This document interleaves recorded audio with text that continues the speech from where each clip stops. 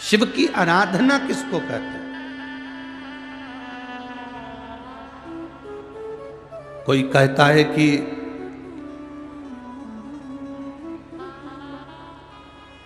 क्यों भटक रहे हो, क्यों जा रहे हो यहां वहां। हम कहते हैं तुम भटको भी मत, कहीं मत जाओ। तुम्हारे घर के नजदीक में जो शंकर का शिवालय हो, तुम्हारे घर के नजदीक में जो शंकर का मंदिर हो, शिव मंदिर हो, शिवालय हो, उस शिवालय में जाकर एक लोटा जल प्रतिदिन चढ़ाना प्रारंभ करो।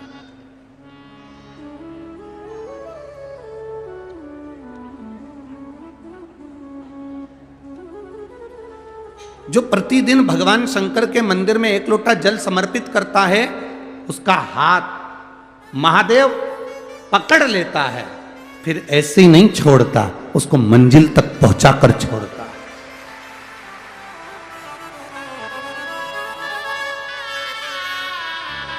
वो ऐसे ही नहीं छूट सकता।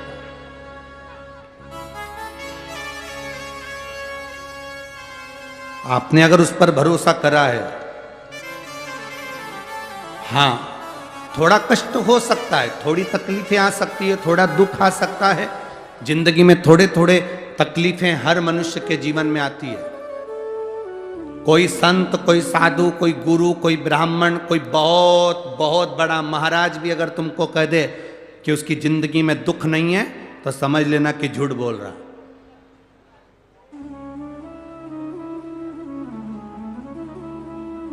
मेरे राम जी महाराज भी इस पृथ्वी पर जन्मे तो उनकी जिंदगी में भी दुख आया। मेरे भगवान कृष्ण भी इस पृथ्वी पर जन्मे तो उनकी जिंदगी में भी दुख आया। माता जानकी भी इस पृथ्वी पर प्रगटी तो उनकी जिंदगी में भी दुख आया। राधा रानी भी इस पृथ्वी पर प्रगटी तो उनकी जिंदगी में भी दुख आया।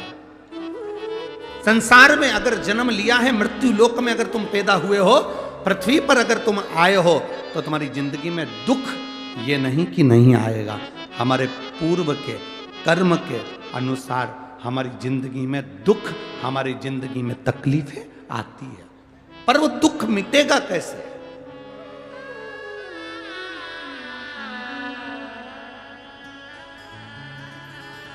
राम जी का दुख कैसे मिटा था? राम पथ गमन में जहां जहां चलकर देखो, चलो आपके पास में है पंचवटी, आपके पास में नासिक लगा हुआ है, पंचवटी लगी हुई।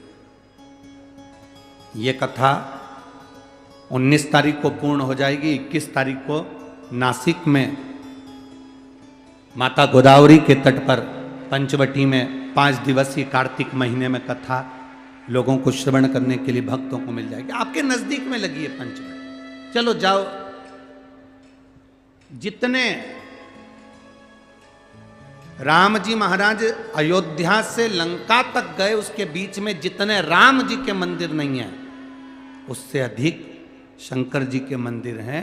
उसका कारण केवल एक है, राम जी जहां रुकते थे वहां शंकर भगवान के शिवलिंग की स्थापना करते थे, पूजन करते थे, और वहां से फिर आगे बढ़ते थे, फिर आगे बढ़ते थे, फिर आगे बढ़ते थे। बिना शंकर की आराधना के, बिना शंकर भगवान को एक लोटा जल चढ़ाए बिना मेरे राम जी महाराज आगे बढ़ते ही नहीं थे। भगवान कृष्ण के जीवन का चरित्र उठाकर देखो, मेरे ठाकुर जी का नियम था, एक लोटा जल चढ़ाए बिना कृष्ण आगे बढ़ते नहीं थे। श्री दशरथ जी महाराज के जीवन चरित्र को उठाकर देखिए, सूर्य नारायण भगवान को जल और शंकर भगवान को जल चढ़ाए बिना दशरथ जी महाराज आगे बढ़ते नहीं थे। श्री जनक जी महाराज के चरित्र को उठाकर देखिए, एक लोटा जल चढ़ाए बिना जनक जी महाराज अपनी सभा में नहीं जाते थे।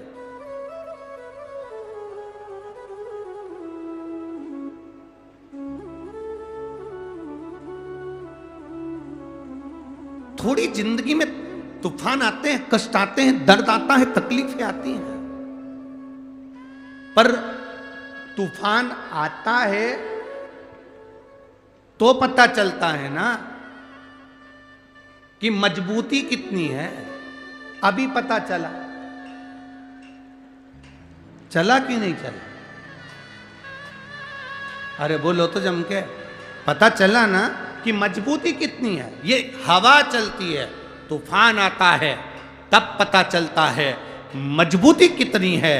उसी तरह दूसरे धर्म के लोग तुम्हें डिगाने के लिए आगे बढ़ते हैं, पर तुम्हारे भीतर का सनातन धर्म दिखा देता है कि मजबूती कितनी।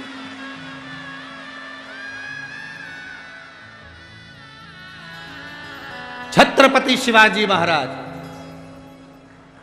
जिनकी माता ने कहा कि बेटा सामने किला है और वो किला मुझे चाहिए। शिवाजी कहते हैं माँ क्या बात करती हो, ये किला वहाँ कितना कितना सैनिकों का बल भरा पड़ा हुआ है और मेरे पास में कुछ भी नहीं है, मेरे पास कुछ भी नहीं।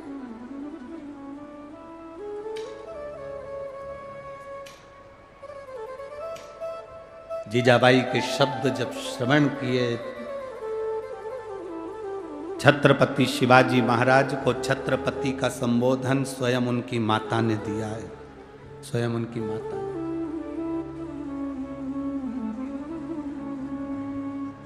कह दिया जीजाबाई, सामने जो किला है वो मेरा है, तुझे मालूम है?